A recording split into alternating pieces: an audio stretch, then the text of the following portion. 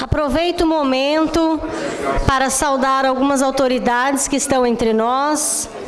Gostaria de saudar o nosso querido deputado estadual, senhor Itamar Borges, a quem eu reservei um lugar aqui na frente.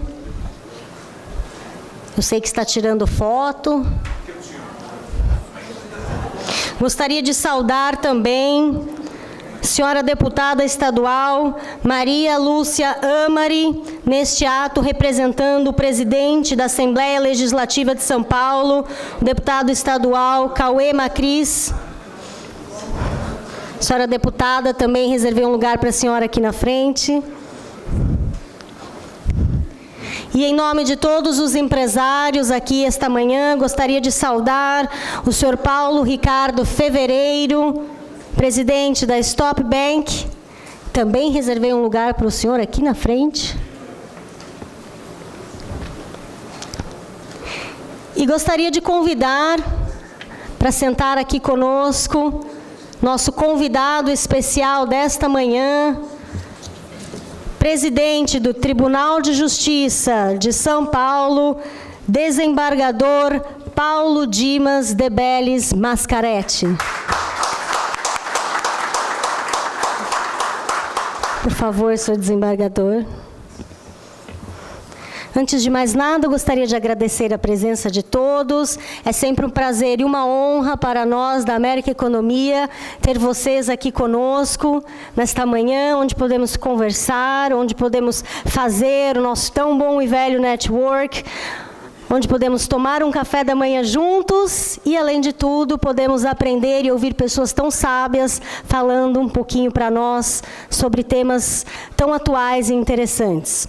Gostaria de agradecer mais uma vez a Sabesp e ao Governo do Estado de São Paulo por nos proporcionar este encontro, mais este encontro, e, é lógico, agradecer o nosso convidado especial por dar um pouquinho do seu tão precioso tempo para parar um pouquinho e nos falar sobre temas tão interessantes. Obrigada, senhor Paulo. Gostaria de chamar, então, para a palavra de abertura, nosso publisher e presidente da revista América Economia, senhor Agostinho Turbian. Bom dia, amigos e amigas. Tempo aqui precioso é do desembargador Paulo Dimas de Bellis Mascaretti, quem vamos dedicar todo o tempo possível para que ele nos fale. Então, eu quero agradecer ao senhor, doutor Paulo, pela gentileza. A gente sabe, todos nós sabemos, o trabalho hercúleo que o senhor desenvolve à frente do tribunal, o maior tribunal da América Latina, com uma demanda de um estado como o estado de São Paulo, a 19ª economia do planeta, a 3ª maior cidade da América Latina, do mundo, hoje com uma demanda judicial de toda sorte, pelo crescimento, pelo que representamos o estado de São Paulo. É um orgulho para nós tê-lo aqui. É importante esse debate para que a gente possa fazer essa massa crítica do trabalho que a sociedade nos pede. Nós todos temos a responsabilidade de fazer um Brasil melhor, e esse é o motivo por que a gente se reúne aqui. Agradecer a deputada Amari, que está aqui nos honrando com a sua presença, representando o presidente da Assembleia Legislativa, Cauê Macris, que não pôde estar aqui oficialmente. Ela está representando a Assembleia Legislativa, mas tem ao lado também aqui o nosso querido deputado estadual, que soma essa representação oficial, é o nosso querido Itamar Borges, que eu agradeço a presença também. Senhoras e senhores, muito obrigado. Vamos ouvir o nosso palestrante. Devolvo a palavra aqui a Tatiana para dar sequência. Muito obrigado, hein?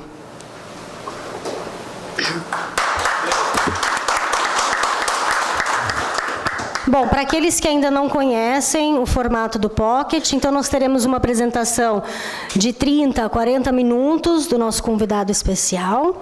Depois nós teremos um debate, onde convidaremos a nossa querida doutora Lúcia Zimmermann para participar. Após o debate de 15 minutos, abriremos mais 15 minutos para perguntas e respostas dos participantes, e assim encerramos, ok? Bom, Eu queria falar um pouquinho do nosso convidado especial, porém eu tive que resumir o currículo de 15 páginas em apenas um parágrafo. Então eu vou pedir já desculpas antecipado por ser tão resumido, porque para poder caber em 50 segundos, eu tive que escolher algumas apenas as coisas principais. Bom, então o senhor Paulo Dimas de Bellis Mascaretti nasceu na capital paulista em 11 de maio. Vamos deixar o ano para lá, porque acho que já é uma coisa mais reservada. Não gosto que fale a minha idade, não falaria dos outros. Formou-se no ano de 1977 pela Faculdade de Direito da Universidade de São Paulo. Trabalhou como promotor de 1979 a 82. Em 1983, ingressou na magistratura como juiz substituto da primeira circunscrição judiciária, com sede em Santos. Judicou também nas comarcas de São Luís, do Piratininga, Itanhaém e São Paulo. Assumiu o cargo de desembargador do Tribunal de Justiça em 2005. Foi eleito para integrar o órgão especial em 2012 e reeleito em 2014. Então, bem resumidamente, apresento às senhoras e senhores, desembargador Paulo Dimas de Bellis Mascaretti.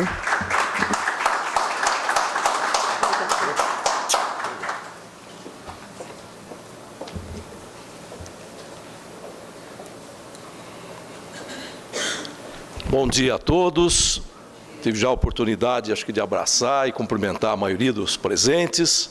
Cumprimentar o querido Agostinho Turbian, presidente aqui da América Economia, que organizou esse belíssimo evento. Cumprimentar a doutora Tatiana Turbian, vice-presidente da América Economia. Cumprimentar a querida amiga, deputada estadual Maria Lúcia Amari, que representa o nosso querido presidente da Alesp, Cauê Macris, e a deputada Maria Lúcia Amari, a nossa parceira permanente na Assembleia Legislativa, né, onde nós desenvolvemos lá vários projetos, né, conjuntos, né, com o nosso querido Itamar Borges também, né, sempre trabalhando para melhorar o judiciário a partir da legislação que nós temos que criar para desenvolver novas varas, novas comarcas, né? E temos uma estrutura melhor para o nosso judiciário.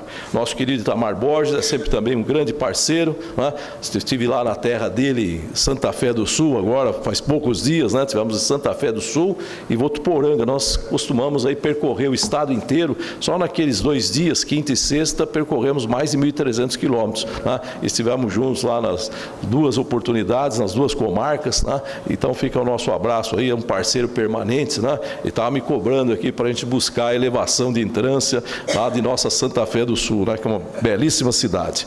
Comentar a querida doutora Lúcia Zimmermann, sócia-diretora da LexNet, que vai participar conosco daqui a pouco aqui de um debate extremamente saudável. Comentar as demais autoridades, os empresários, advogados, todos aqui que vieram esta manhã para nós conversarmos um pouquinho a respeito de um tema importante, que é o desafio da eficiência no nosso Poder Judiciário. Nós tivemos a oportunidade agora de falar um pouquinho aqui da nossa vida jurídica, né? Mas dizer, em primeiro lugar, né, querida apresentadora aqui, que mais importante que as pessoas são as instituições, né? Eu sempre digo isso, né? A gente ocasionalmente está coordenando um trabalho importante no nosso tribunal, mas o que importa é o Tribunal de Justiça, né? Que tem como importante a Assembleia Legislativa, o governo do Estado, as empresas, né? Que geram empregos, que geram riquezas para a nossa economia. Então, mais importante do que aqueles que ocasionalmente fazem, né, a coordenação de um trabalho diretivo, mais importante são as instituições, que elas ficam, são perenes, né, e precisam ser valorizadas. E a gente, nesse trabalho que temos aí ao longo de 38 anos de carreira jurídica, né, como foi dito aqui, eu me formei em 77, depois fui para a magistratura, Antes passei pelo Ministério Público e lembro, por exemplo, que em 79, quando começamos a carreira, como era diferente, né, o nosso mundo jurídico, como era diferente a estrutura do Poder Judiciário, do Ministério Público. Nós não tínhamos essa tecnologia que temos hoje, né? Eu lembro que primeiro dia de trabalho, indo para a comarca de Cubatão como promotor, nós falávamos antes, naquela época, em promotor público, nem era promotor de justiça. Tinha lá uma malinha com uma máquina de escrever dentro, né? Levávamos aqueles impressos, papel carbono, né? Borracha, né? No começo da carreira a gente usa mais borracha do que tinta, né? Porque erramos muito e queremos fazer um trabalho correto, adequado, mas em princípio temos que aprender ainda no começo da carreira muita coisa e continuamos aprendendo depois de 38 anos, o aprendizado é permanente. E eu lembro que o Judiciário era muito diferente, o Ministério Público era muito diferente, depois em 83 a mesma coisa, né? Nós só fomos conhecer o computador muitos anos depois, né?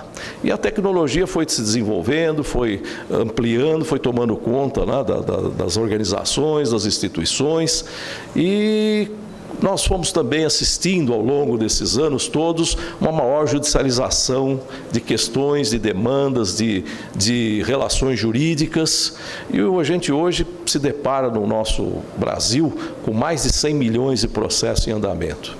E aí um dado importante: São Paulo, a nossa Justiça Comum Estadual, a partir do nosso Tribunal de Justiça, nós temos mais de 1/5 do movimento de todo o país em termos de processos, né? Aqui o Estado de São Paulo, juntando a Justiça do Trabalho, a Justiça Federal Comum, né? Nós temos mais de 25, 26 milhões de processos, mas só o Judiciário Estadual responde por 20 milhões de processos na atualidade, né? Nós temos hoje uma estrutura com mais de 700 prédios espalhados por todo o Estado, são 319 comarcas para os 645 municípios que nós temos em São Paulo, e temos aí 45 mil servidores efetivos, mais 11 mil terceirizados, mais de 10 mil estagiários, mais de 5 mil mediadores e conciliadores capacitados hoje atuando em favor da tentativa de solução consensual dos conflitos. Então temos uma estrutura gigantesca, né? E essa estrutura precisa trabalhar evidentemente com eficiência. Então o que nós temos ao longo do tempo preconizado, né, lá no órgão especial, na minha atuação como presidente da Associação Paulista de Magistrados, né, e fui antes também vice-presidente, exerci outros cargos diretivos. O que nós fomos trabalhando o pensamento de mudança? Em primeiro lugar, o foco naquilo que é constitucional, a previsão do artigo 5º, inciso 78, dizendo que nós temos que prestigiar a razoável duração do processo. É algo genérico, né? Mas é algo que precisa ser, de alguma maneira, posto em prática. Nós precisamos trabalhar com uma previsibilidade das decisões, com uma previsibilidade de encerramento das demandas, né? E precisamos trabalhar com uma melhor estruturação do judiciário. O juiz, né, já não pode ser mais aquele profissional isolado num gabinete, fechado num gabinete, com uma estrutura arcaica, né? Não pode ficar também desconectado do que acontece na comunidade, desconectado do que acontece no mundo exterior. Então, hoje nós temos uma realidade bastante diferente daquela que vivíamos, né, há 30, 40 anos atrás. E nós estamos buscando, ao longo do tempo, justamente vencer esse desafio da eficiência.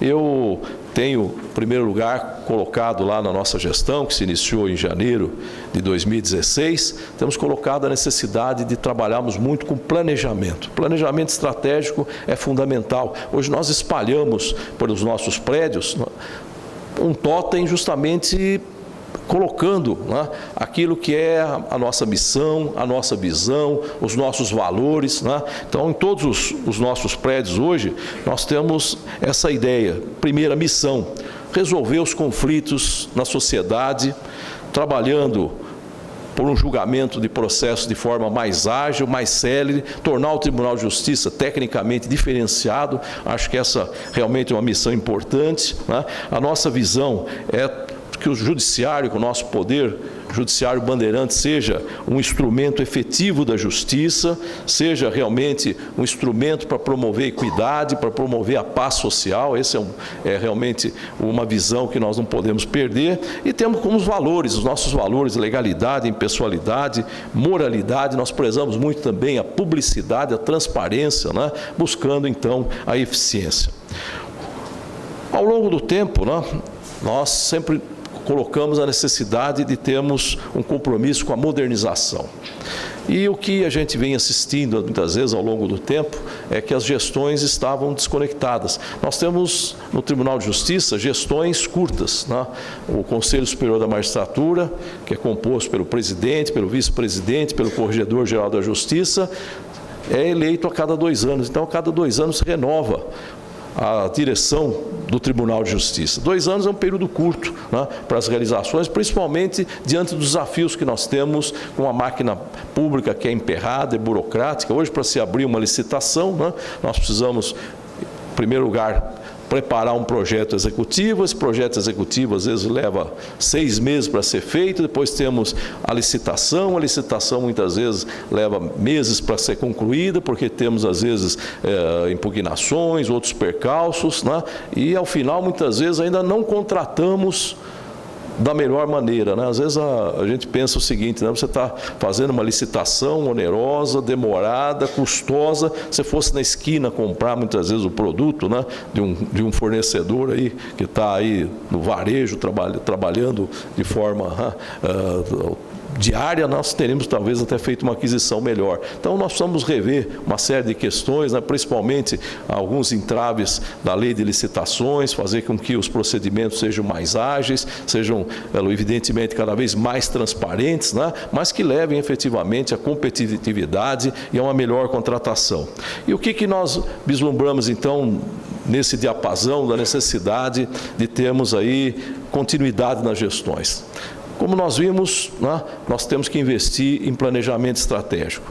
Hoje nós criamos lá e difundimos no tribunal uma unidade específica dentro da Secretaria de Planejamento, que é a unidade de gerenciamento de projetos. Hoje nós temos mais de 258 projetos catalogados. Colocamos lá que não adianta nada alguém até no nosso canal fale com o presidente, um juiz, um servidor, um advogado, né, um político da nossa Assembleia ou de outra, da área do Executivo, trazer algum projeto, trazer alguma proposta, né, de melhoria do nosso serviço, de investimento maior em determinada área tecnológica ou em infraestrutura física. Não adianta nada nós temos lá receber essas contribuições, essas colaborações, se nós não tivermos um órgão centralizado que faça uma avaliação desses projetos, que catalogue esses projetos, que verifique se esse projeto é viável tecnicamente, viável em termos de recursos orçamentários que possam ser destinados a ele, né? Então, o que nós difundimos? A necessidade de termos uma unidade de gerenciamento desses projetos. Hoje nós temos com todos os projetos catalogados, toda iniciativa que se apresenta, que vem lá alguma ideia nova, né? Nós temos um formulário para preencher, né? Depois que o projeto é lá apresentado com seus objetivos, né, com a indicação, né, da sua finalidade, nós fazemos lá na presidência uma identificação, em primeiro lugar, da viabilidade técnica, depois estabelecemos a priorização do projeto a partir de critérios objetivos, né, e depois verificamos quem vai ser o gestor do projeto, o custo desse projeto, né, e colocamos esse projeto numa ordem para ser eventualmente implementado ao longo do tempo. Então hoje nós temos lá todos os projetos que são apresentados, catalogados. Esses projetos são controlados, há uma comissão interna do tribunal que vai acompanhando o desenvolvimento dos projetos. Todos os projetos têm um cronograma, né, e com isso nós temos ao longo desses 2 anos, desenvolvido uma série de ações importantes, né, tanto na área de tecnologia, como na área de infraestrutura física, na área de RH, na área de comunicação, né, temos desenvolvido esses projetos, né, e feito com que eles saiam do papel, saiam da gaveta e possam dar efetividade às nossas ações. Então, isso é um compromisso nosso, né, um compromisso com a modernização, um compromisso com a gestão, um compromisso com o planejamento. Uma ideia que nós já implementamos já há algum tempo, foi descentralizar a administração do tribunal. Hoje nós temos aí 10 regiões administrativas judiciárias com alguma autonomia. Cada região administrativa tem um juiz coordenador, que inclusive realiza os concursos públicos para aquelas comarcas daquela região, que faz a gestão de pequenas aquisições, de serviços de manutenção de prédios daquela região, né? Tudo sob a supervisão da presidência do tribunal, e com isso temos um ganho em eficiência, temos um ganho em custo, né? de serviços e também de aquisições de materiais de um modo geral, e essas 10 regiões administrativas agregam então as nossas 319 comarcas, 319 estruturas, né? E, como disse, nós estamos distribuindo todas as estruturas em 715 prédios hoje aproximadamente. O que nós também procuramos avançar ao longo do tempo? Com a implementação e aprimoramento do nosso processo digital. O processo digital hoje é uma realidade, nenhuma petição hoje entra mais no nosso tribunal, aqui do Bandeirantes, em papel, é tudo no sistema eletrônico. Então, todas as novas ações, desde novembro de 2015, são propostas fazendo que se instaure um processo eletrônico. Isso tem um ganho muito grande em termos de agilidade, tem um ganho em termos de transparência, porque qualquer pessoa em qualquer local pode ter acesso ao processo, examinar o andamento do processo, identificar as peças processuais, como é que está sendo feita a tramitação desse processo. Esse processo eletrônico, evidentemente, né, ele tem que trabalhar sob o prisma da segurança, né? Isso é algo fundamental.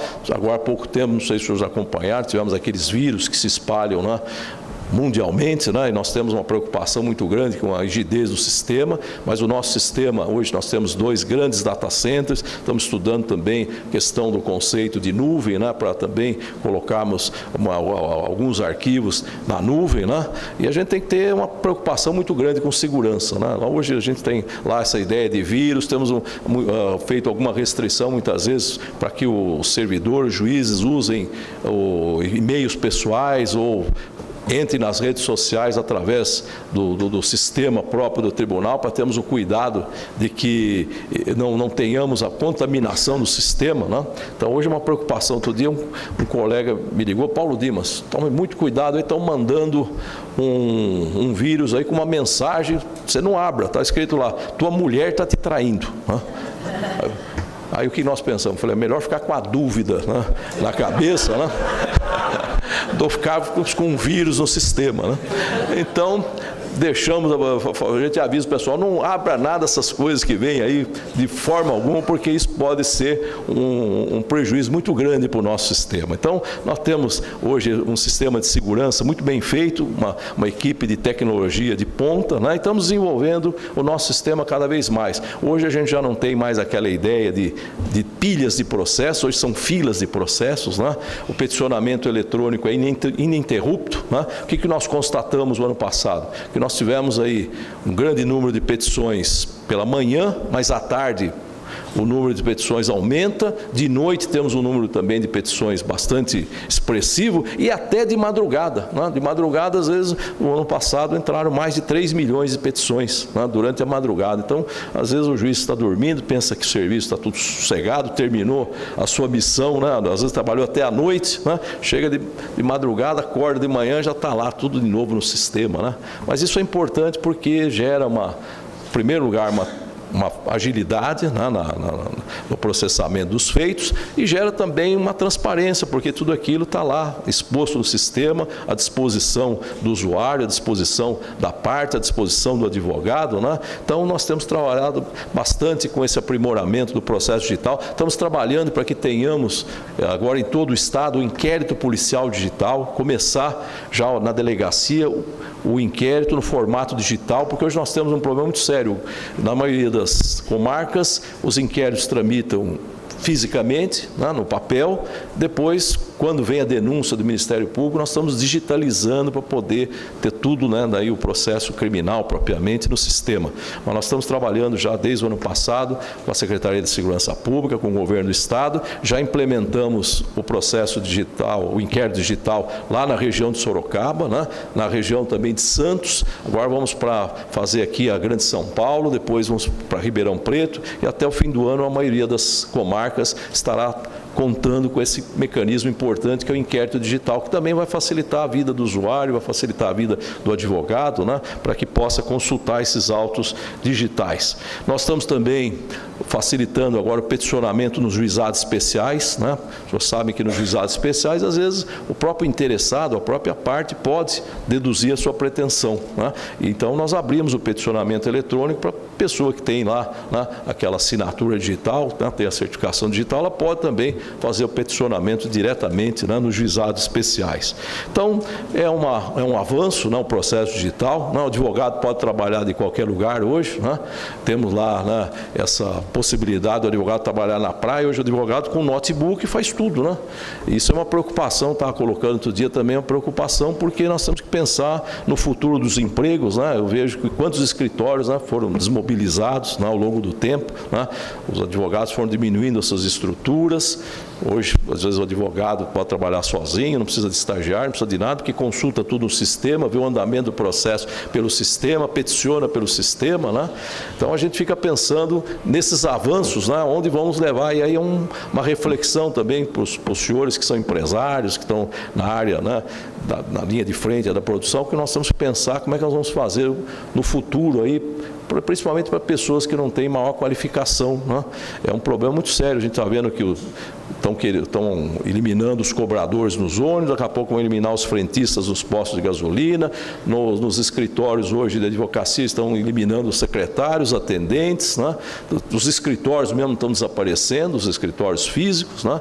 E mesmo no âmbito do Poder Judiciário, com o tempo nós vamos começar a diminuir também o número de servidores que seriam necessários, né, para eventualmente participar, atuar nos processos. Então é uma situação preocupante, né? Como é que nós vamos, no futuro, desenvolver a questão do emprego? Imagina que eu estive lá na empresa que nos presta serviços de tecnologia em Santa Catarina, Softplan, e já estão desenvolvendo lá um mecanismo de inteligência artificial, como ter o assistente jurídico virtual, né, que vai colaborar com o juiz para fazer os relatórios, para fazer as pesquisas de jurisprudência, para alinhar os casos que são repetitivos, né?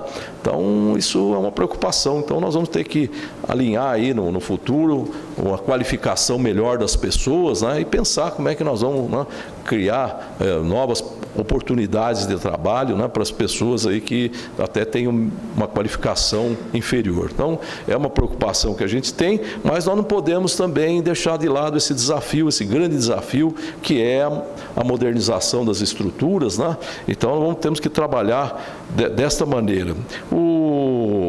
Esse processo digital, evidentemente, ele não irá recuar, só tende a avançar, né? Nós estamos trabalhando agora para que o nosso portal de custas também possa permitir em todo o estado o levantamento de valores sem precisar mais expedição de guias, né?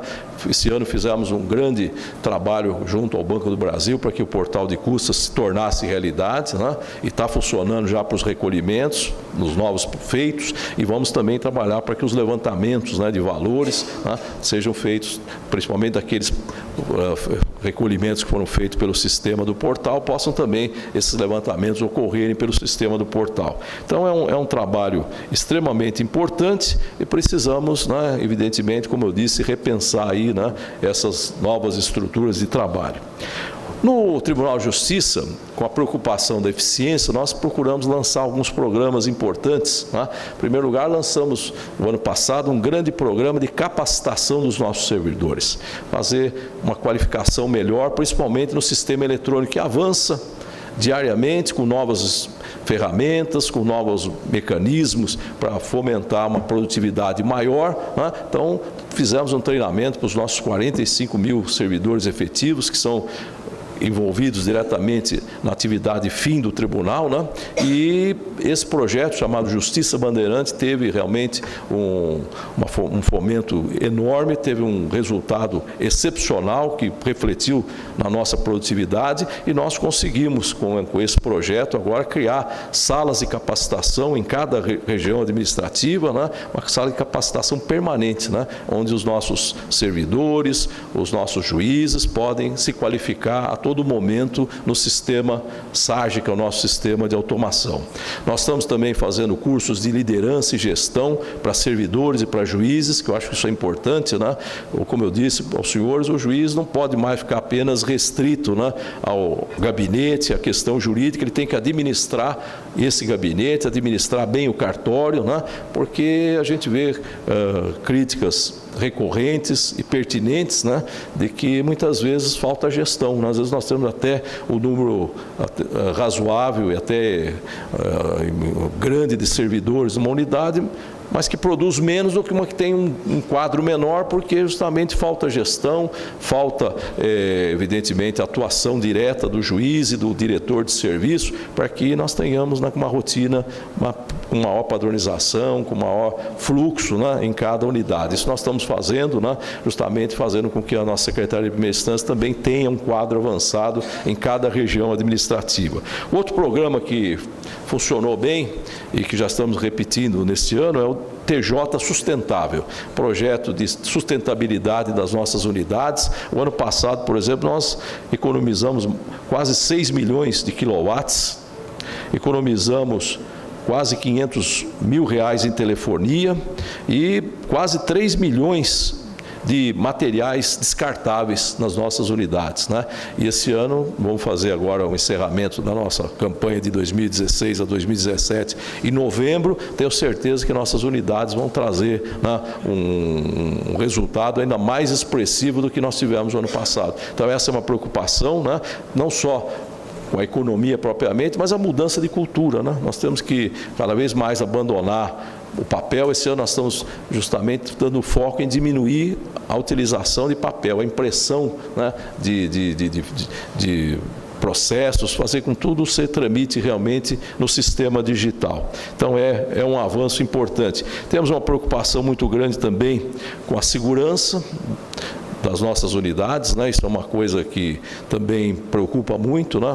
Hoje nós temos aqui no nosso judiciário estadual o enfrentamento do crime organizado, o enfrentamento da criminalidade violenta, né?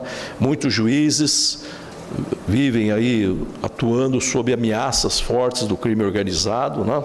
Então nós temos que trabalhar firmemente com a proteção maior a muitas unidades. Outro dia nós tínhamos uma juíza de uma comarca pequena aqui do lado, Ibiúna, uma mocinha nova, acho que não tinha 30 anos, se deparando lá com um processo onde tínhamos mais de 30 bandidos lá, acusados de integrarem uma facção criminosa e praticando crimes de roubo de carga, tráfico de drogas, e ela foi lá, interrogou todo mundo, fez as audiências, condenou a todos, né?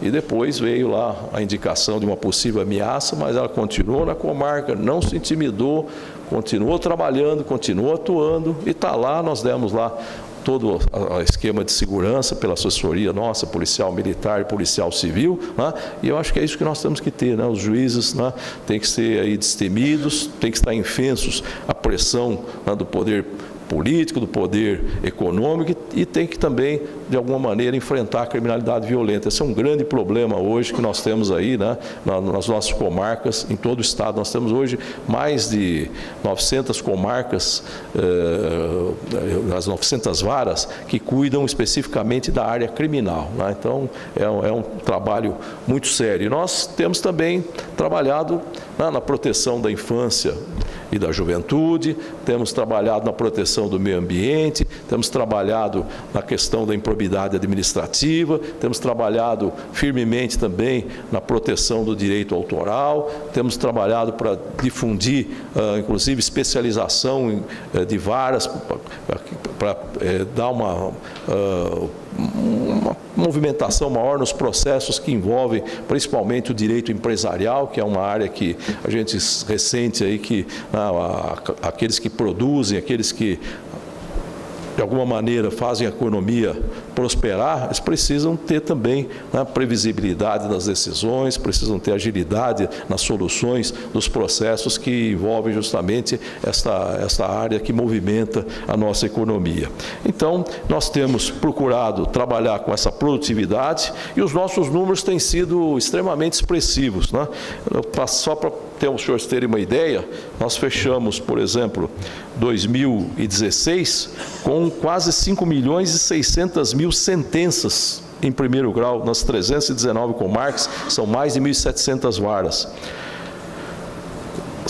Contando as decisões, o número chega a 7.800.000.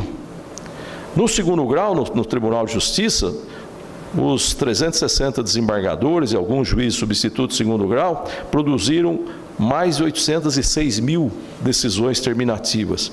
Nos juizados especiais, esses juizados que os senhores conhecem, onde muitos casos terminam em acordo, nós tivemos ainda 352.000 sentenças, né? E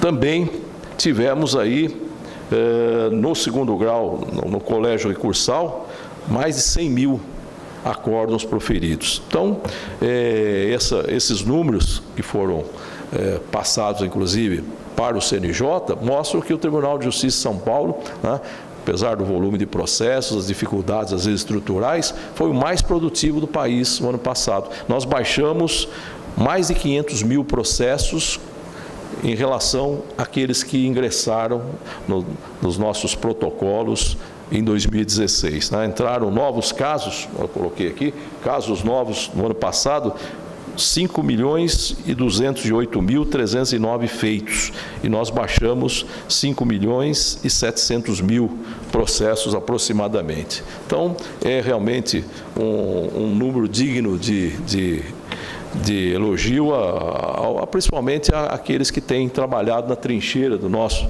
tribunal, que são os nossos servidores, os nossos juízes, né, tanto em primeiro como em segundo grau.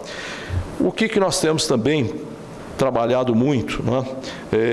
Em primeiro lugar, temos investido bastante em comunicação. Estava dizendo agora há pouco, né, a nossa amiga, que vai participar do debate logo adiante, a doutora Lúcia, que nós temos investido muito também na comunicação externa.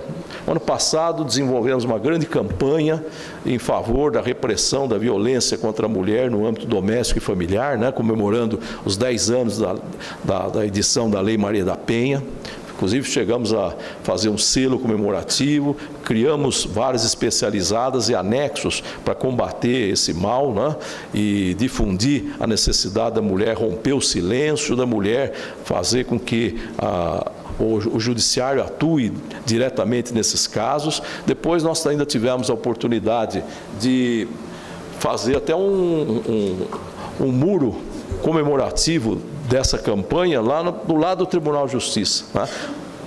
Mostrando, né, lá os grafiteiros fizeram alguns desenhos e fizeram toda a inscrição na nossa campanha, mostrando, né, a importância desse trabalho. Temos ainda a campanha em favor da adoção tardia, que é uma campanha que nós estamos desenvolvendo e vamos agora buscar algumas parcerias nos meios de comunicação para difundir isso, né, que nós temos hoje nos abrigos quase 5.000 crianças, né, e nós temos procurado a cada momento dar uma atenção para essas crianças. Agora há pouco, na Páscoa, fizemos aí uma campanha, né, para entregarmos uma caixa de chocolate para cada criança em cada abrigo. Nossos servidores foram fazer essa entrega pessoalmente, alguns colaboradores nos ajudaram muito, né, e fizeram esse trabalho de de fazer lá uma visita, dar uma atenção para essas crianças, né? Muitas delas nessa uma faixa etária a partir dos 3 anos de idade até 17 anos e que ficam lá anos e anos, né? Isoladas muitas vezes sem nenhuma atenção, né? Então isso nós estamos trabalhando em favor dessa adoção tardia, né? Estamos aí, ainda temos, agora fizemos alguns trabalhos para que essa adoção tardia tenha uma visibilidade maior. Além disso, também temos a campanha do apadrinhamento efetivo, que é justamente aquele que não tem a possibilidade ou a intenção de adotar uma criança que está abrigada, pelo menos que vá lá, se torne um padrinho, visite a criança, atenda às suas necessidades, às vezes até tem a possibilidade de pagar um estudo adicional, uma escola, às vezes até especial para certas crianças, né? Então, também é um trabalho muito bonito. E recentemente lançamos aquela campanha para, de alguma maneira, diminuirmos os casos de abuso sexual no transporte coletivo. O governador esteve presente, mais de 15 parceiros, né, na área do transporte público, Ministério Público, polícias, Defensoria Pública, OAB, né, participaram conosco do lançamento dessa campanha e gozaram que naquela semana, dizia há pouco, né, tivemos aquele caso daquele indivíduo, né, praticando aqueles abusos reiterados no transporte coletivo, que fomentou uma grande discussão jurídica, né, sobre o enquadramento daquela conduta, né, se seria estupro, né, ou se seria, né, ou simplesmente uma contravenção penal, né.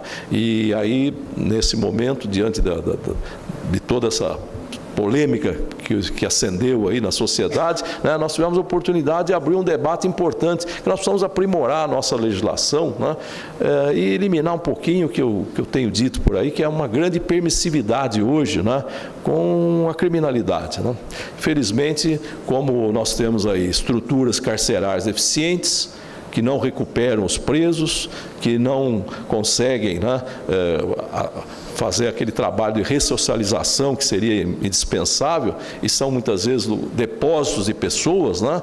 Então é sempre aquela ideia, bom, se não praticou um crime grave, um crime que realmente provoque aí uma comoção social, não vai preso. Então, o que nós temos hoje? Uma grande tolerância, uma grande permissividade, com crimes que às vezes as pessoas pensam que não tem importância, mas tem uma repercussão para aquele que é ofendido, para aquele que sofre a violência, aquele que sofre o furto, aquele que sofre até esse caso, né, de abuso que não caracteriza estupro, né? Então é uma situação que nós temos que repensar, né? Eu comentava outro dia até com o governador, com o prefeito, né? Hoje nós estamos vivendo um momento em que as nossas ruas são um local, um espaço aberto para que se consumam drogas, para que as pessoas ocupem as calçadas, para que as pessoas pratiquem crimes que são considerados de menor potencial ofensivo, né? Subtrair um celular, por exemplo, hoje em dia, né? A pessoa fica indignada, mas você vai colocar, aí fica aquela história, vamos pôr a pessoa na cadeia, não vamos pôr, e fica toda essa discussão, né?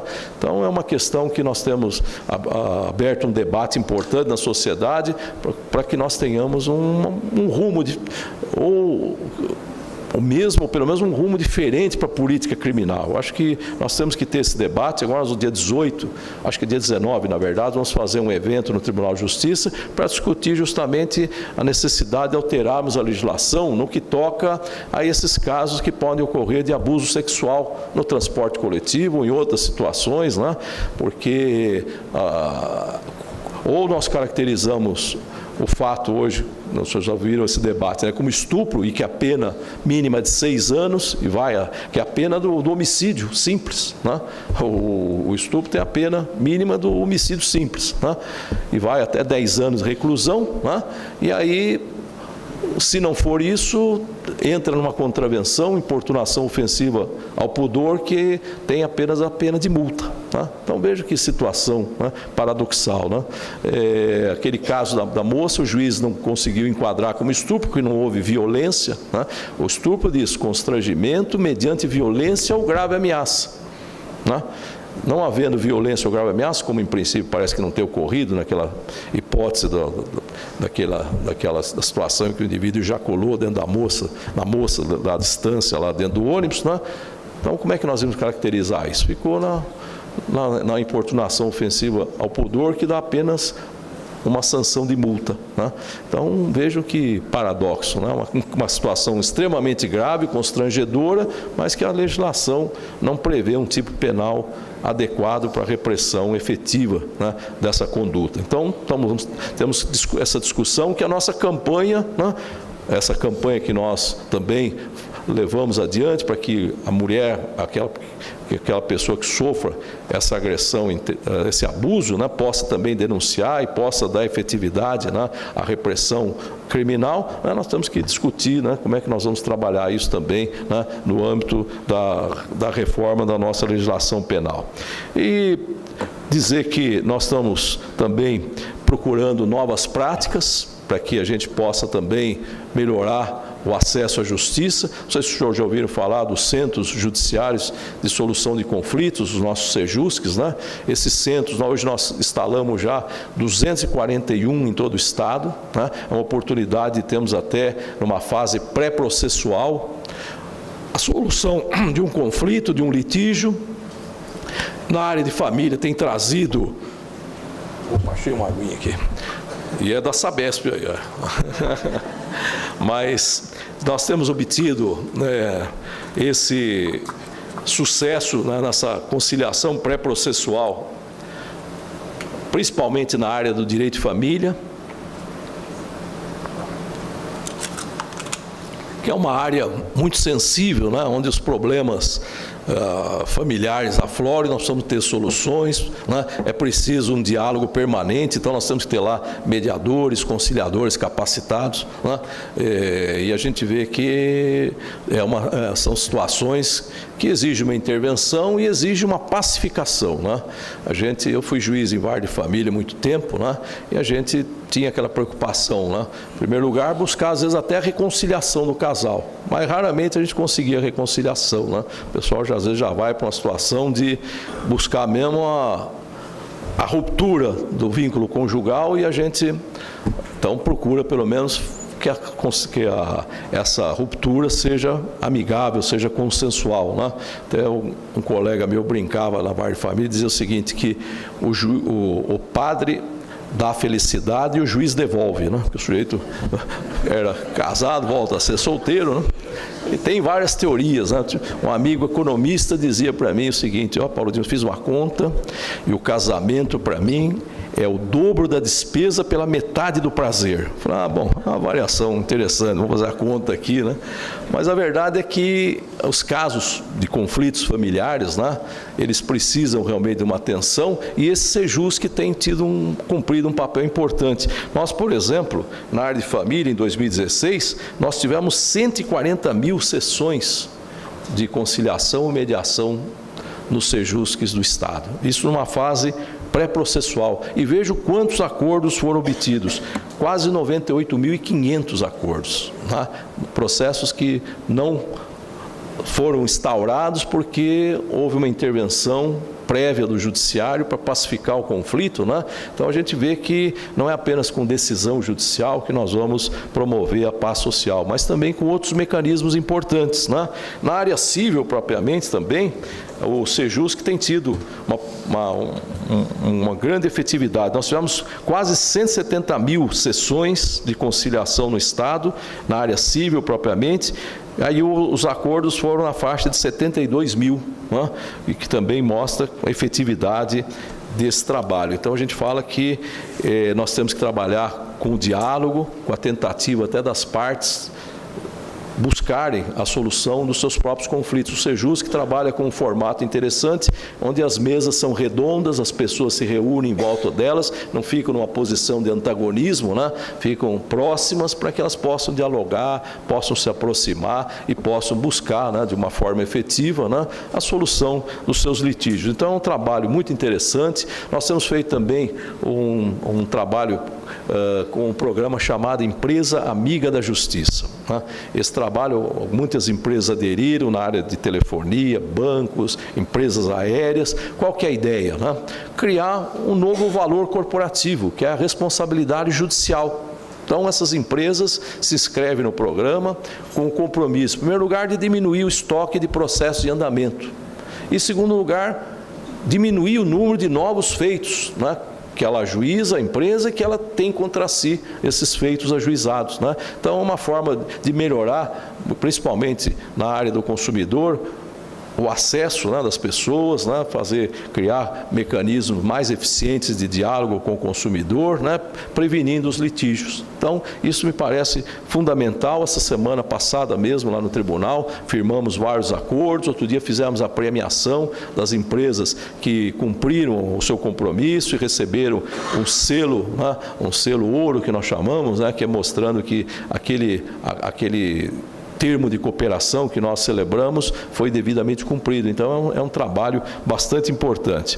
Bom, eu estou vendo que o meu tempo está esgotando, mas só queria fazer aqui uma observação também, que nós estamos procurando também, a partir da edição do novo CPC, uniformizar melhor a jurisprudência do tribunal, né? Eu acho que nós temos muitos casos repetitivos, ações de massa, que precisam ter soluções idênticas. Não podemos ter, para casos idênticos, soluções díspares, né? Porque isso conspira contra a previsibilidade das decisões judiciais, conspira contra a segurança jurídica, conspira contra a isonomia. Então, nós temos lá hoje já instaurados inúmeros incidentes de resolução de demandas repetitivas, onde um caso que tem multiplicidade de feitos da mesma natureza é selecionado ou no tribunal ou pelo juiz de primeiro grau, e os outros feitos da mesma natureza são sobrestados, aguardando a solução daquele processo que foi destacado, né? E depois que vem a solução, os outros terão, né, a mesma solução, terão o mesmo desfecho, né, para que a gente possa também ter, como eu disse, mais previsibilidade e segurança jurídica. Então, quero deixar essa mensagem, dizer que nós temos que trabalhar para melhorar a nossa sociedade. Outro dia, nós, numa palestra, né, tivemos uma indicação importante, né? As pessoas, acho que cada um de nós tem um papel importante na sociedade, né? Tanto na área privada como na área pública, temos que sentir um certo incômodo em vermos, né, nosso país nessa crise, incômodo em ver a desigualdade social imperando, incômodo em ver muitas injustiças que ocorrem no dia a dia, né? E esse incômodo tem que nos levar à superação, tem que nos levar a transformações, né? Nós não podemos ficar acomodados, essa que é a realidade. Então, o que nós temos é que trabalhar juntos, né? A sociedade, os órgãos públicos, os empresários, para que a gente consiga, né, criar um país melhor. Temos aí as instituições mais confiáveis e as instituições mais próximas do cidadão, né? Esse tem sido o compromisso do nosso Tribunal de Justiça, né? E acho que nós vamos trabalhar juntos. Por isso que é importante uma manhã como esta, e nós estamos aqui reunidos, né, dialogando e procurando juntos, né, saídas para o nosso país, né? O nosso cancioneiro popular diz que é preciso chuva para poder florir. E é isso mesmo, né? Nós estamos passando por uma tempestade. Tenho certeza que o país vai sair engrandecido, vai sair fortalecido, e também as nossas instituições. Então, agradeço muito a atenção e a oportunidade de estar aqui com os senhores. Muito obrigado. Muito obrigada. Nós vamos passar um vídeo institucional agora sobre o Tribunal de Justiça. Eduane, as luzes, por favor.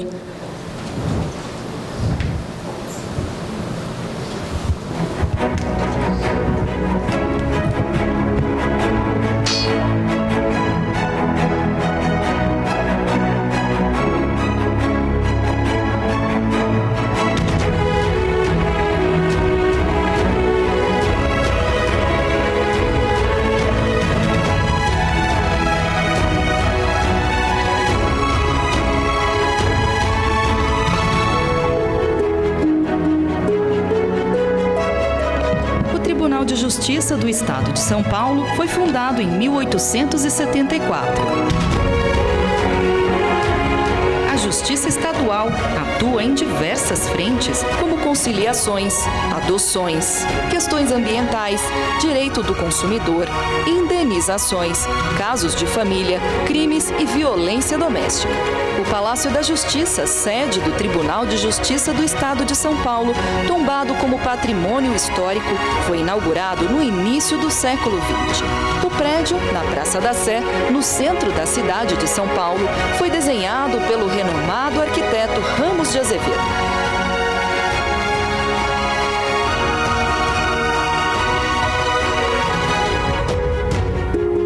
TJSP concentra quase 35% dos processos de toda a justiça brasileira. Para atender essa demanda e cumprir com eficiência seu papel de promover a paz social, conta com cerca de 43 mil servidores efetivos e 9 mil terceirizados, mais de 2.500 magistrados, entre eles 360 desembargadores.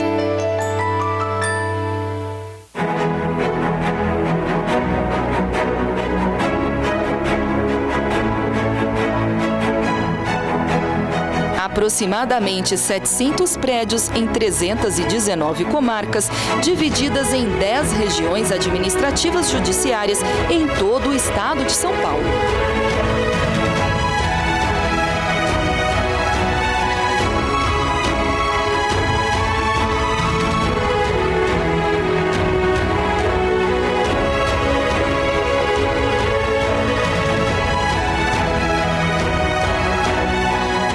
O TJ tem como missão resolver conflitos da sociedade para a preservação dos direitos. O papel do judiciário ele é fundamental para proteger o cidadão.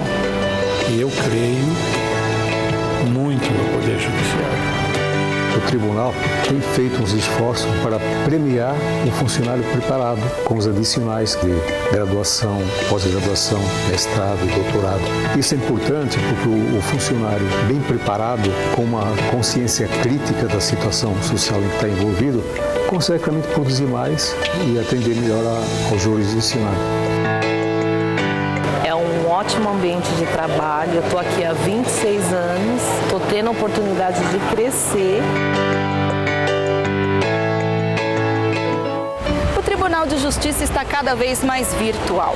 Todos os novos processos são digitais e o cidadão pode realizar diversos serviços online, como a emissão de certidões e a consulta de processos.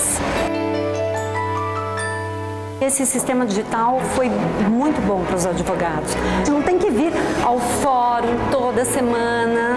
A gente acompanha os processos todos em 10 minutos de escritório. Isso é fantástico. Tribunal de Justiça do Estado de São Paulo, próximo do cidadão, transformando a vida das pessoas.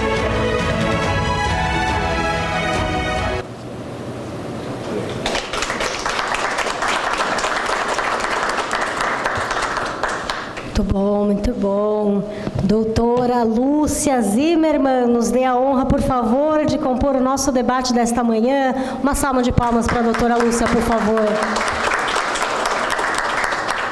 Doutora Lúcia, doutor Paulo, os microfones se encontram ao lado de vocês. Copinho de água também. Então, vamos dar início, doutora. A senhora conduz. Está ligado já. Está funcionando? Tá. Bom, queria primeiro te parabenizar com a amplidão do seu trabalho. Né? E é transformador, é inovador. Tinha várias coisas que eu tinha preparado para te falar, mas você já está abordando. Né? Muito interessante. Porque, na verdade, quando a gente fala de eficiência, a gente fala o quê? Diminuir o custo e melhorar o resultado. Então, tinha uma coisa que me apavorava quando eu olhei os dados do Tribunal de Justiça, que assim, o Tribunal de Justiça de São Paulo é o maior do mundo. O senhor não falou, né? Mas ele é o maior do mundo. Imaginem, são 20 milhões de processos e 2.600 juízes, 300 e tantos desembargadores. É muita diferença. É um trabalho hercúleo que tem que ser feito. E eu achei muito interessante, porque daí o senhor falou, não, foi abordando coisa por coisa. Então, vai ter um planejamento estratégico. E o planejamento estratégico mexe exatamente com eficiência, porque ele vai trabalhar rotina, processo, gerenciamento de documentos. Quer dizer, ele tem uma série de aspectos que esses números apavorantes acabam ficando mais sob controle, né? Embora sejam ainda apavorantes. Agora, o que eu achei muito interessante, e eu queria saber se está tendo bastante repercussão, é a questão da comunicação.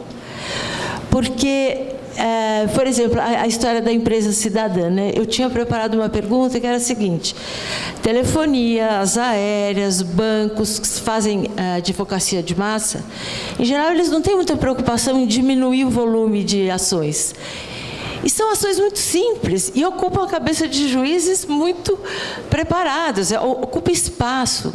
Tal. E, de repente, esse seu programa... E eu tinha imaginado mudar a legislação, exigindo mais regulação deles, as reguladoras entrarem lá. Eu ia te perguntar, o que o senhor achava disso? As reguladoras entrarem mais lá, exigirem um procedimento mais sério deles com o consumidor. E, de repente, o senhor encontrou um caminho mais amigo, né? Isso o senhor acha que dá certo? Bom, tem dado bastante resultado. Muitas empresas agora estão aderindo, vêm até nos procurar diretamente para participar do projeto, desse programa, e eu acho que isso é um caminho importante, porque o que eu disse, né, o importante é criar até um novo valor corporativo, a responsabilidade judicial das empresas, né, de procurar, né, de alguma maneira, diminuir esses estoques e processos e atender melhor o consumidor, o seu consumidor. Eu acho que esse é o grande papel da empresa, né, verificar que o melhor foco dela, que ela inclusive vai crescer, vai se desenvolver, é trabalhando um atendimento mais direto, né, ao seu consumidor. E nós estamos criando, inclusive, nós temos um projeto de mediação digital, né, que é também um projeto interessante, que nós vamos criar no nosso site um mecanismo para comunicação direta entre as empresas, entre os demandantes e os demandados, para buscar, inclusive, online, sem precisar uma audiência física, né, a solução dos seus conflitos. Nós estamos tentando trabalhar também a conciliação digital com os municípios e o Estado para resolver as suas execuções fiscais. Isso é um caminho também que nós estamos vendo, um trabalho que já está sendo feito lá na Bahia, estamos trazendo para cá, né, para que a gente possa também fazer um piloto e desenvolver isso, porque aí o contribuinte vai online apresentar lá uma proposta até de acordo para o Estado dentro da legislação, vai eventualmente atender ou não aquilo que está sendo proposto, mas vem com uma contraproposta e, às vezes, até a função é facilitar a cobrança, emitindo até online um boleto para cobrança daqueles valores. Eu sempre digo, eu lembro que uma vez eu fiz uma revisão do IPTU lá no litoral e ficou uma parcela pendente do carnê antigo. Eu fiquei, acho que, anos para tentar ir lá para pagar esse boleto. Eu queria pagar, mas precisava pegar uma fila, entrar lá no setor de anexo de execuções fiscais, emitir o boleto, passar na prefeitura, validar e ir para o banco, né? Então, o que eu sempre digo aos prefeitos, né, que às vezes nos procuram, a gente faz, como eu disse, uma visita intensa para o interior, e temos o contato com o juiz, com os servidores, com o usuário do Serviço da Justiça, com o prefeito, com o presidente da Câmara, com a OAB, né? O que a gente procura verificar? Essas situações, então, como melhorar, né, o atendimento do contribuinte, que às vezes o contribuinte quer pagar, e até a dificuldade, a burocracia impede que o pagamento até de pequenos valores ocorra. E outra coisa que nós temos colocado para os municípios, né? Você vai, às vezes, um município pequeno, tem 40, 50 mil execuções fiscais em andamento. Eles vão propondo aquelas execuções fiscais, não tem o trabalho de verificar aquelas que vão ter resultado, se o cadastro está adequado, né? Não atentam para a prescrição, que em muitos casos já estão prescritos, e deixam daí de fazer a cobrança efetiva dos grandes devedores, aqueles devedores que efetivamente vão permitir uma arrecadação melhor para o município e até para o Estado. Então, nós estamos trabalhando para melhorar o fluxo de trabalho nas várias execuções fiscais, fazer com que também os prefeitos e até o próprio Estado aqui, né, tenha essa ideia de sanear aquelas execuções e verificar aquilo que realmente vai ter resultado, porque o resto pode ser cobrado de forma extraprocessual, né? É uma possibilidade, e até hoje tem já a difusão de que, para certas situações, o protesto pode ser indicado, coloca lá o protesto para fazer a cobrança daquilo que efetivamente, né, vai ter resultado efetivo. Eu ia exatamente te perguntar uma dessas coisas, porque os três grandes demandantes são as execuções fiscais, os consumidores com aquelas de massa, né? E os contratos, a parte de danos e tal. Mas a execução, eu acho que falta coragem para entrar nessas soluções que já existem, né? De processar, de protestar, entrar no cadastro dos devedores. Por que eles não fazem isso mais? E outra coisa que eu acho que que faz falta também é não vamos perder tempo com dívidas abaixo de 5 mil, por exemplo. E deixar isso claro e ir direto para protesto, não entrar no sistema judicial. Isso nós temos conversado muito com os municípios que estão editando legislação para dizer, olha, só pode ajuizar acima de um X valor, né? Então, aqui no município tem lá uma discussão para talvez a partir de R$ 1.700 ou R$ 2.000, né? Porque às vezes o custo do processo é superior àquilo que vai ser arrecadado. Nós já tivemos execuções fiscais, uma vez eu julguei um processo que foi para lá, para cá, era uma questão de telefonia de Ribeirão Preto, né? O valor da causa, R$ 17,50. Aquele processo estava tramitando há 10 anos. E foi parar no Tribunal de Justiça. Eu já estava aqui como desembargador da 8ª Câmara de Direito Público, né? A hora que eu vi aquilo, dá vontade de pegar o dinheiro, né? Pegar uns R$ 20, depositar esse valor e encerrar a demanda, né? Depositando o valor da dívida, né? Então, quer dizer, mas isso se repete em muitas e muitas situações. Então, os prefeitos, muitos já estão pensando nisso, já estão realizando isso, uma legislação limitando o valor que a dívida vai ser ajuizada, né? E a partir daí também sanear os processos que estão em andamento. Aqui, por exemplo, no âmbito do Estado de São Paulo, só aqui na capital tem 2 milhões de execuções fiscais ajuizadas, que agora nós já conseguimos, nesse trabalho de saneamento, eliminar 500 mil. Que beleza. No ano de 2016 e início agora de 2017. Então, acho que o caminho é esse, nós vamos ter que criar até essa consciência, porque às vezes o prefeito também tem essa rotina de gestões, né, que vão se sucedendo, e às vezes o prefeito, quando vai embora, por conta da lei de responsabilidade fiscal, despeja lá 5, 6 mil execuções, mas sem nenhum compromisso com a efetiva recuperação daqueles valores. Ajuizou porque a lei mandou, mas não teve um plano prévio de tentativa de cobrança judicial, não teve a possibilidade de fazer um saneamento, verificar se o cadastro está adequado, e às vezes depois, até se o cadastro não estiver correto, o município, o Estado, corre o risco de sofrer uma demanda judicial, pode dizer, escuta, entrou com uma execução fiscal, com o endereço errado, com os dados equivocados, né? A cobrança indevida, e aí nós vamos ter ainda um custo para o Estado de ter que indenizar o contribuinte que sofreu um dano, né? Agora, sabe uma coisa que eu pensei? Essa sua área de comunicação que está tão forte, ela poderia usar uma divulgação para baixar o nosso nível de beligerância, porque nossa sociedade é muito beligerante, é das que mais briga, que entra na justiça, mostrar o custo, mostrar que existem outros caminhos como a mediação e fazer os próprios advogados serem mais responsáveis com o que entram e os juízes usarem ferramentas que já existem na legislação, são muito pouco usadas. Por exemplo, a litigância de má-fé. Né? Porque o que é litigar de má-fé? Você entra, você usa... não usa a lei, usa contra a lei, você faz um fraude, usa ardil para protelar a decisão. Então, existe uma cláusula no Código de Processo Civil da litigância de má-fé. Para a execução, tem uma ferramenta que é atentado à dignidade da justiça. Multa de 20%. Se estiver abusando. Só que os juízes também não têm coragem de usar, usam com muita parcimônia.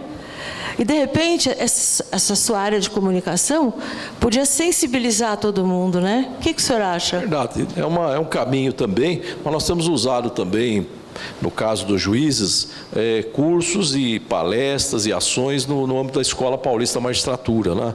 Para justamente promover esses debates sobre essas questões, né, de como utilizar melhor os mecanismos da legislação processual, até para inibir a litigância e má-fé e também para, de alguma maneira, a gente ter agilidade em soluções de defeitos que muitas vezes, né, estão aí emperrando a justiça, né, fomentar essa ideia de que nós temos que utilizar mais esses incidentes de resolução de demandas repetitivas, né, procurar, de alguma maneira, também fomentar esses julgamentos de processos que estão aí massificados aí e que estão atravancando, né, o judiciário, não só aqui no âmbito do Estado, mas também no âmbito dos tribunais superiores.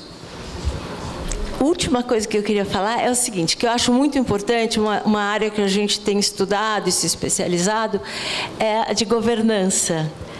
Então, no setor, no Ministério não, no Tribunal de Justiça, vocês têm tentado aplicar a governança, né, com princípios, transparência, com publicidade, cronograma que eu via.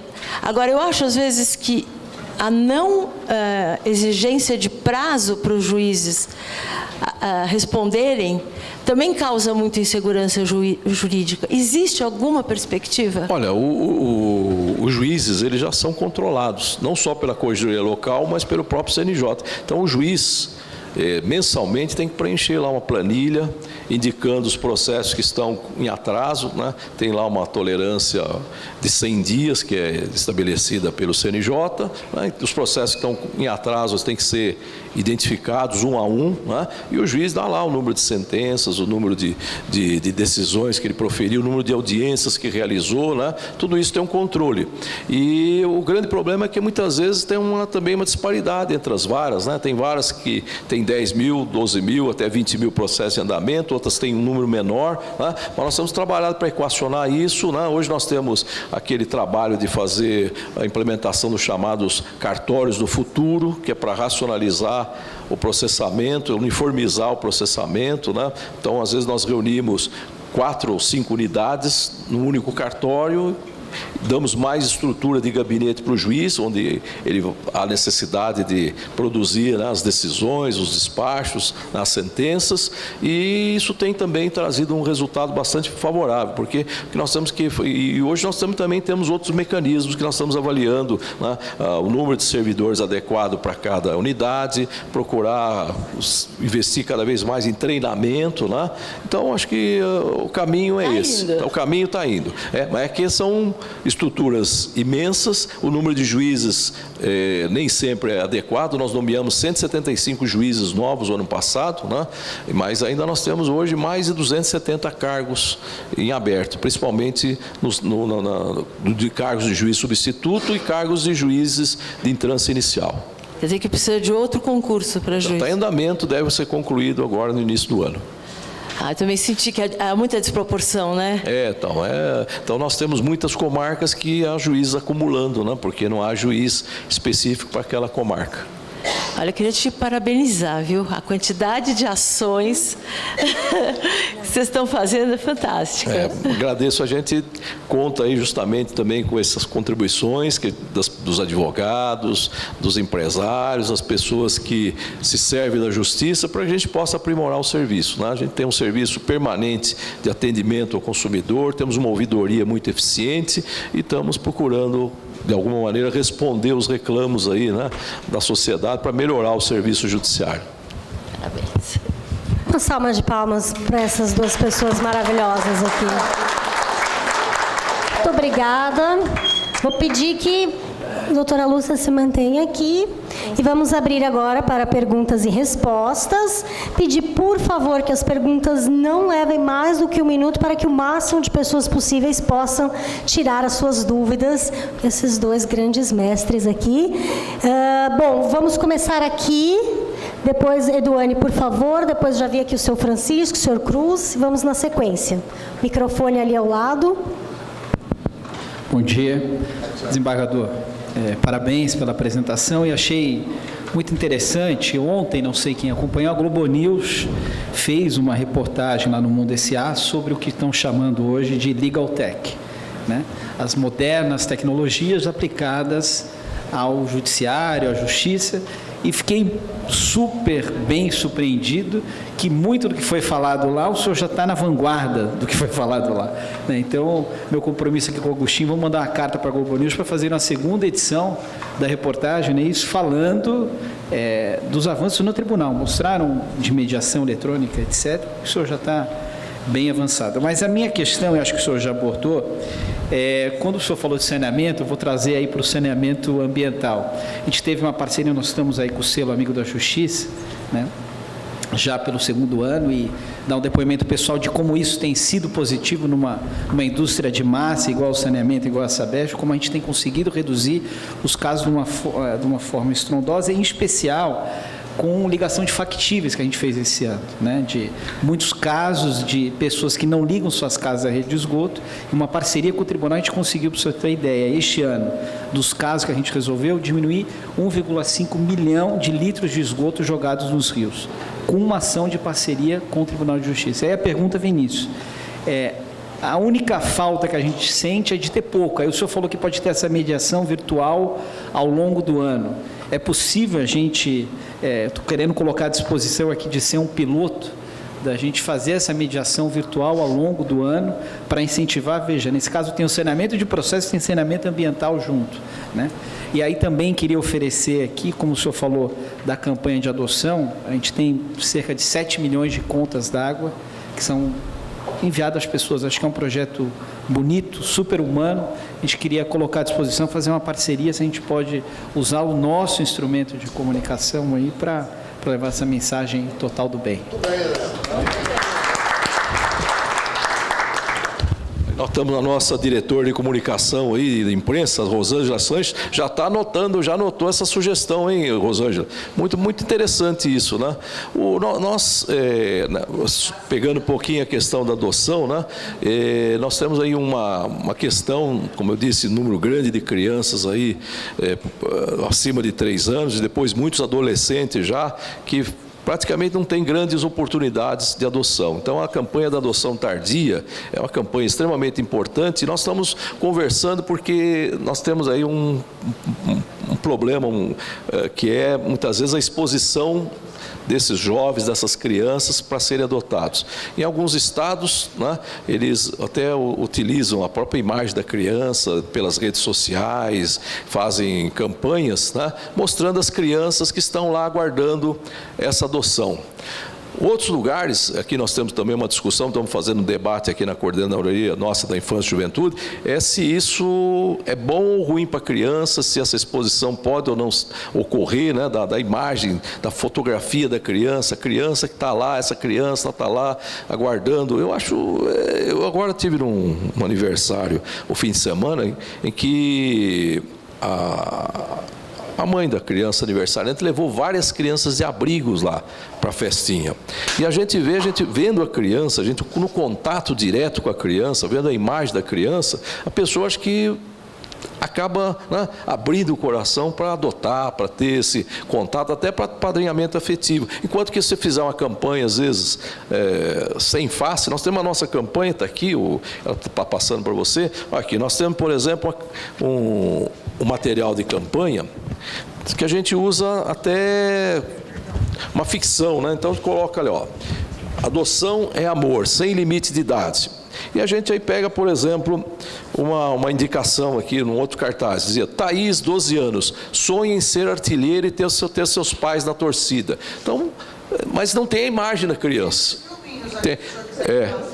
Mas talvez, não sei se haverá tempo, mas de qualquer maneira, nós estamos fazendo os filmes, mas aí são as pessoas falando da adoção, como é que ela deve ocorrer, tudo mais. Mas não sei se também, se tivesse a imagem da criança, né, ou de várias crianças, se isso não traria um benefício maior, né, instaria, né, as pessoas a procurar essas crianças para adoção. Então, são situações que nós temos que discutir, porque tem tudo isso, né? Então, nós temos técnicos, tem pessoas, né, psicólogos, tem assistentes sociais que acham que você não deve usar a imagem da criança propriamente, né, deve preservar a criança. Outros já acham que isso seria positivo para o resultado que se almeja. Então, são debates interessantes que devem ser travados na sociedade, contribuições que a gente deve receber, mas nós estamos continuando, estamos ali, estamos procurando vários meios de comunicação para levar. Inclusive, nós tivemos recentemente uma reunião com o diretor de Relações Institucionais da Rede Globo para fazer ser,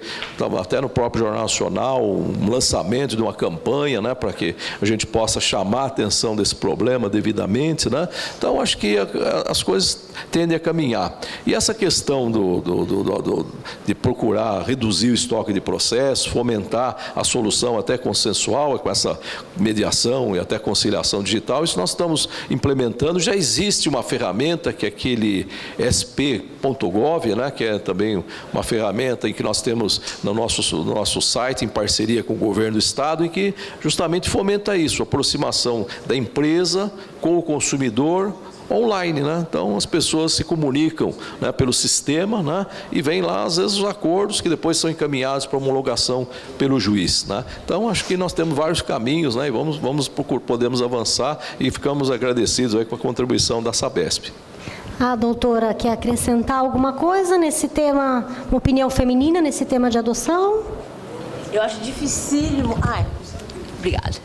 Eu acho dificílima a decisão, põe a criança ou não põe a criança.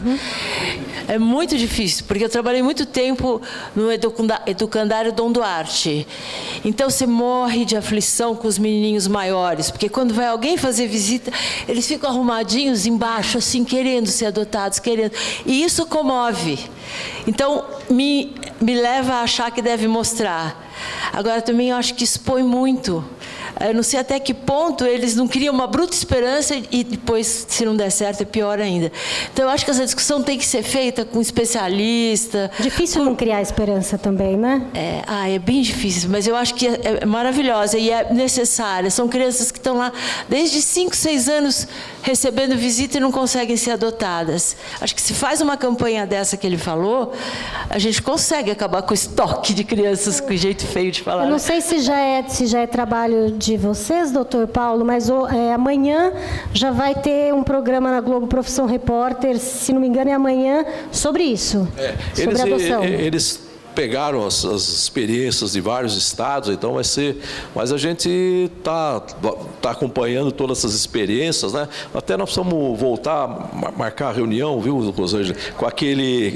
porque tem um senhor que tem ele cuida de um abrigo ali na Zona Norte, né? E ele tem essa ideia, ele quer trazer para a gente todas essas experiências de outros estados, e ele acha e defende a ideia de que a criança tem que ter o seu rosto, né, colocado aí, se for o caso, lógico, de uma forma cuidadosa, né? Não vai pôr aí em qualquer lugar, vai pôr, por exemplo, nas redes sociais, né, de uma forma adequada, enfim. Mas é algo que a gente tem que estudar, ver se isso... Nós vamos conversar com os nossos juízes especializados, né, na área da infância e juventude, com a coordenadoria da infância e juventude, e também conversar com a nossa área técnica, com os nossos psicólogos, os nossos assistentes sociais, procurar a melhor solução. Né? Bom, nós, como mídia e empresa que trabalha com eventos, nos colocamos à disposição se pudermos ajudar, sem tirar a privacidade, lógico, e botar as crianças em risco. Estamos à disposição se pudermos ajudar alguma coisa. Eu sei que é uma causa que eu adoraria poder fazer algo para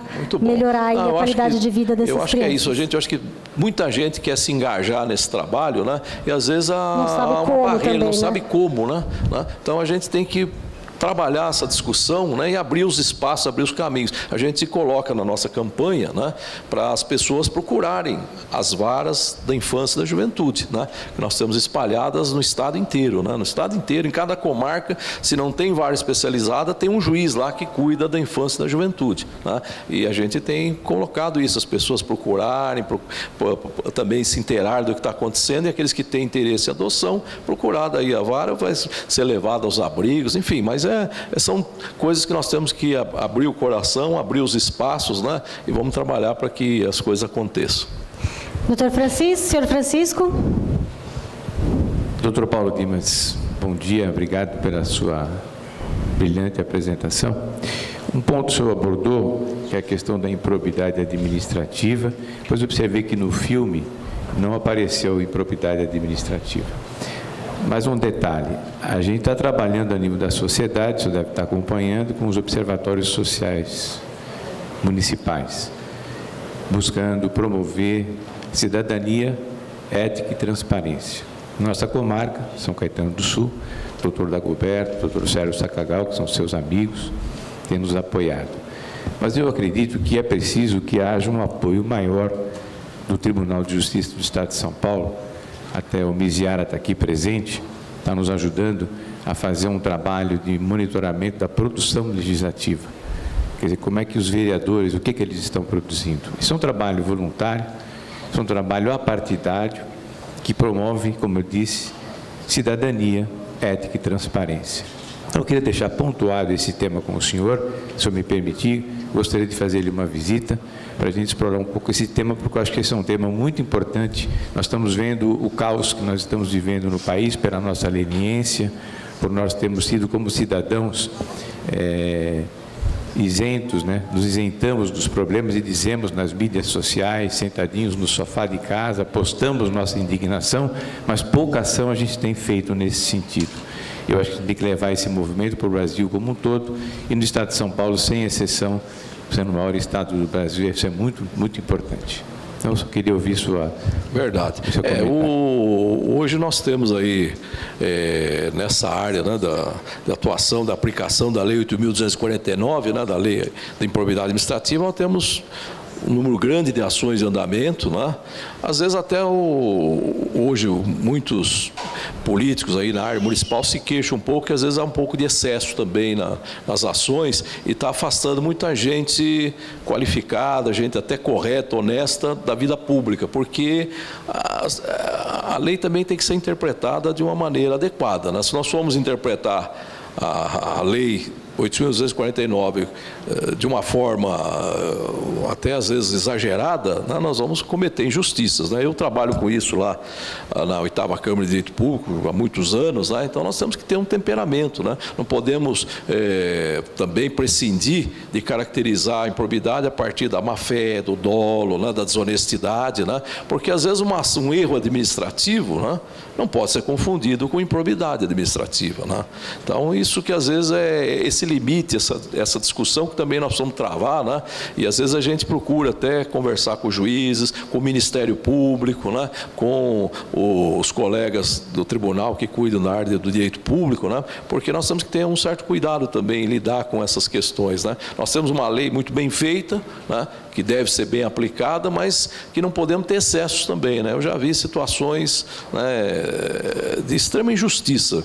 Você analisando, né, a solução que foi dada, às vezes transitou em julgado, né, e a situação foi de injustiça, porque, né, no fim se utilizou uma responsabilidade objetiva do administrador, né, você pegou alguém que não praticou uma conduta com dolo, com má fé, às vezes até herdou uma solução, um problema que já vinha de uma administração anterior, né, e é também penalizado. Enfim, eu acho que a gente tem que trabalhar isso. Acho que temos que trabalhar para que a probidade seja protegida, né?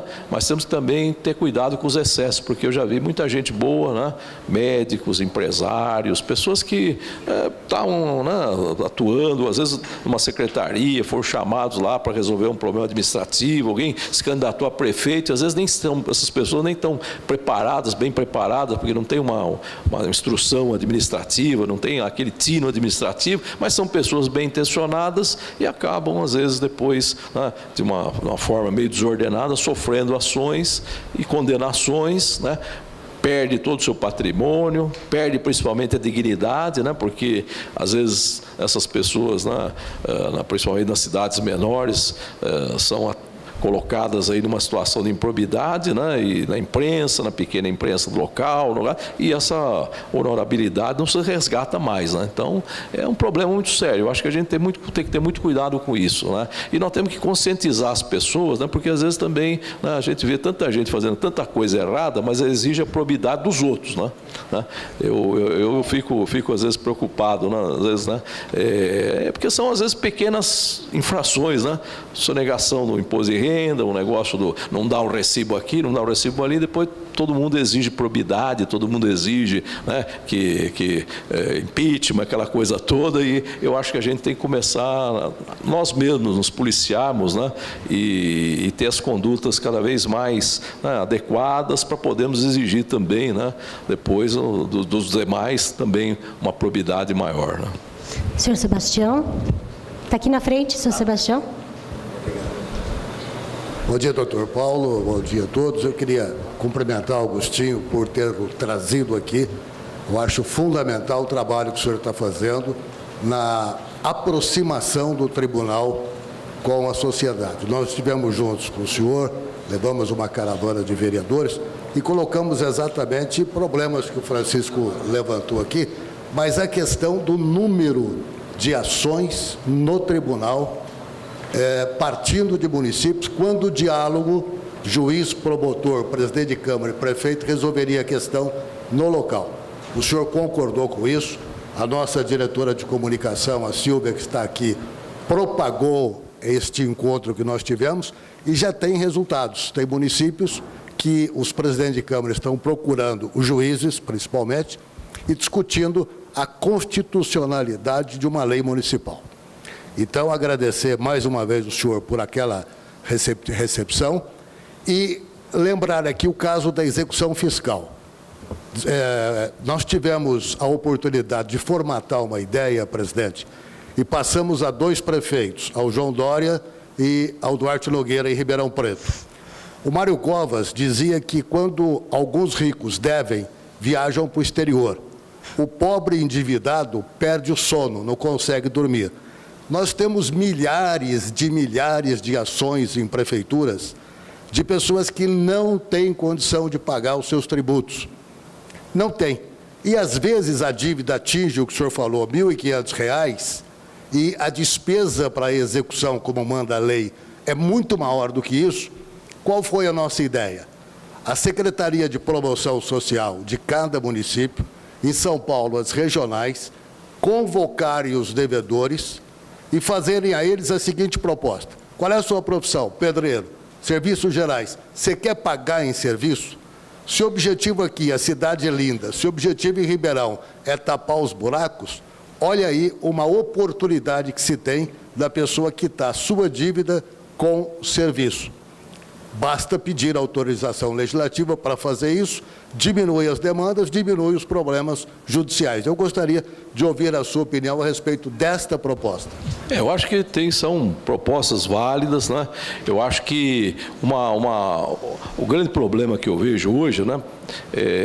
Às vezes o prefeito se vê na necessidade até de ajuizar as execuções por conta da imposição da lei de responsabilidade fiscal, mas não houve uma tentativa, às vezes, dessa cobrança pré-processual de forma amigável, porque às vezes a pessoa pode até fazer um parcelamento, às vezes a pessoa até desconhece a dívida, às vezes a pessoa quer pagar e não tem como se dirigir lá, perder às vezes um dia de serviço para fazer o pagamento. Então nós temos que ter mecanismos para essa aproximação do contribuinte com o município, com o Estado, para que seja possível, na base do diálogo, da conversa, resolver essas questões, fazer grandes mutirões de conciliação, chamar os contribuintes, né?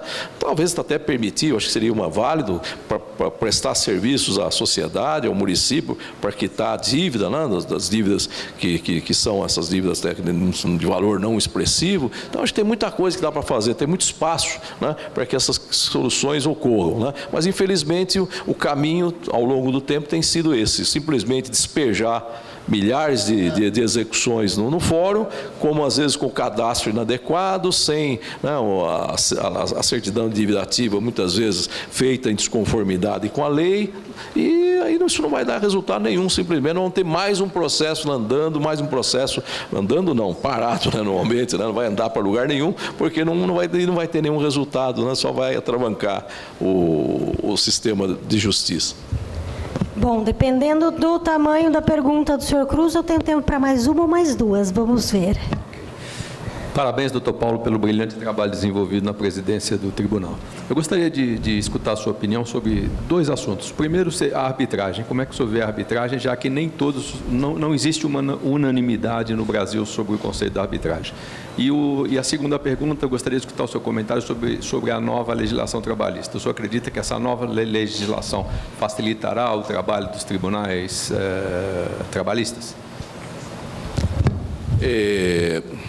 Com relação à questão da legislação trabalhista, eu acho positiva toda a tentativa de desburocratizar, né, as relações jurídicas de um modo geral, né? Eu acho que muitas regras novas aí, eu tenho visto, elas são positivas, né? Porque prestigia o acordo, prestigia o entendimento entre o patrão, entre o empregado, que eu acho que a rigidez da norma, ela, principalmente na área trabalhista, só leva ao desemprego, leva ao fechamento de oportunidades de trabalho, né? Então, às vezes, vamos proteger o trabalhador doméstico, né? Eu acho positivo, vamos fazer proteção do trabalhador doméstico. Só que cria um sistema tão burocratizado de recolhimento de valores e cria um encargo tão elevado que, evidentemente, as pessoas acabam tendo a opção de não ter mais o trabalhador doméstico e vão procurar outras alternativas, porque depois você vira até uma impossibilidade de pagar, de cumprir todos aqueles compromissos. Lembra a confusão que deu para emitir a guia e fundo de garantia e não sei o que, tanta coisa. Outro dia eu vi uma pesquisa que o número de empregados domésticos, né, a oportunidade de trabalho doméstico diminuiu muito, né? Então, são situações extremamente delicadas. Outra pergunta era sobre a arbitragem. A arbitragem, eu acho um mecanismo importante. Eu acho que hoje nós estamos fomentando muito conciliação e mediação, né? Mas a arbitragem, eu acho que tem que estar reservada para os conflitos de maior dimensão econômica entre empresas, né? E ainda assim é um engano que dizer que a arbitragem é muito rápida, muito simples, né? Porque também tem o seu ritual, né? Eu não acompanho assim muito de perto, mas vi recentemente, né, o meu irmão está lá numa demanda com uma empresa que ele vendeu lá, uma participação que ele tinha numa sociedade, né? Entrar com a arbitragem vai levar 1 ano e meio para ter a solução da arbitragem, que tem todo aquele ritual e tem que escolher os árbitros, cada um escolhe depois tem um terceiro, uma indicação, enfim. Também não mas eu acho que é um caminho também, né? Depois, evidentemente, se a sentença arbitral não for cumprida, precisa recorrer ao judiciário, né?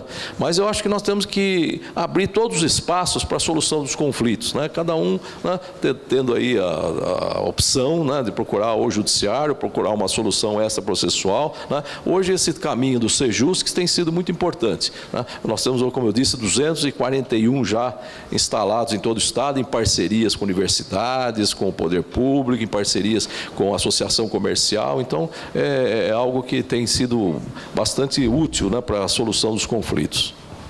Muito obrigada. A senhora quer comentar esse assunto, doutora? Eu ia falar sobre a proposta dele e vou falar uma coisinha sobre essa questão. Ótimo, vamos lá. O que eu achei da proposta dele é uma coisa que me interessou. A gente tem um pouco de medo, né, de trocar dinheiro por serviço. No primeiro momento dá um pouquinho de susto, mas eu fiquei pensando, eu acho que nós estamos todos trabalhando num sentido de melhorar a tecnologia, de aprimorar a inteligência artificial, de implementar soluções técnicas muito sofisticadas nas nossas vidas, cada um no seu setor. Mas eu acho que junto nós temos que trabalhar a questão da humanização. Então, saber que o devedor não chama só devedor, né? Chama um pai de família com baixa situação econômica, que precisa ser olhado como homem. E eu acho que é o momento de todos nós buscarmos nos humanizar. Não olhar ele como um cliente, olhar ele como uma mocinha que está começando a trabalhar, sabe? E, de repente, orientar quando errar. Eu acho que a gente tem que ter uma atitude de ser humano agora e não deixar a tecnologia nos massacrar.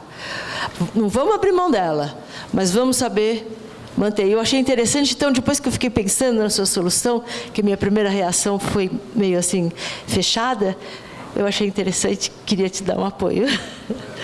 Tá. E quanto à arbitragem que ele está falando, eu acho que a arbitragem tem uma vantagem, é que ela é sigilosa e não é pública que nem o processo. Então, às vezes, uma briga de sócio, que pode atrapalhar a visibilidade da empresa, a credibilidade, deixá-la mais frágil diante do mercado, quando você faz por arbitragem, você protege disso.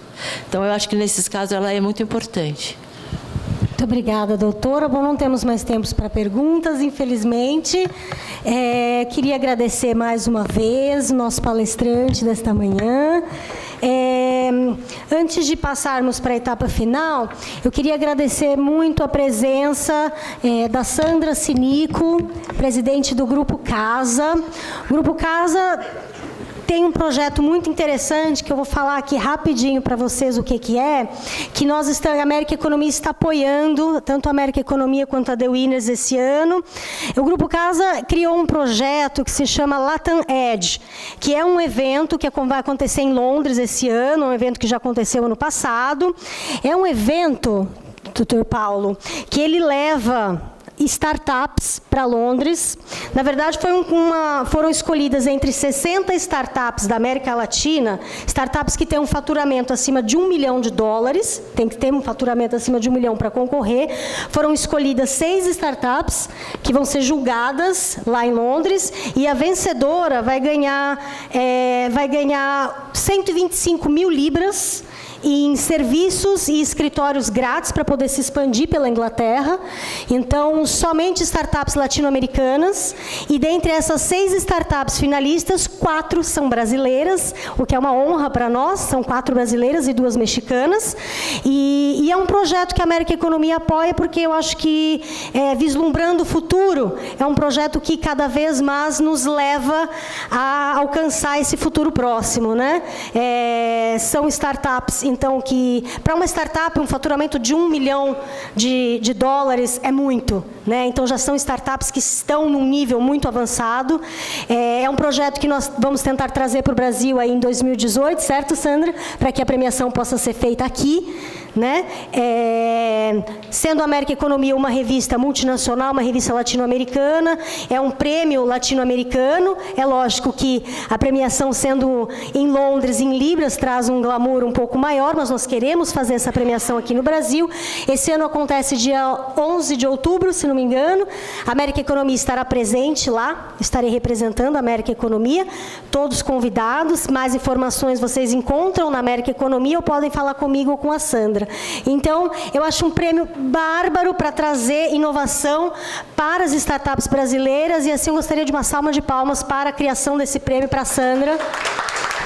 Parabéns pela iniciativa, Sandra. Precisamos de mais iniciativas assim para podermos trazer para prosperar as empresas com criações aqui no Brasil e na América Latina.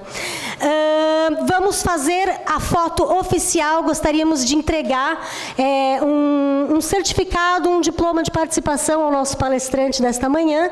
Assim, gostaria de convidar o nosso presidente, publisher Agostinho Turbião, o senhor Sebastião Miziara e a doutora Lúcia para fazermos a foto oficial, por favor.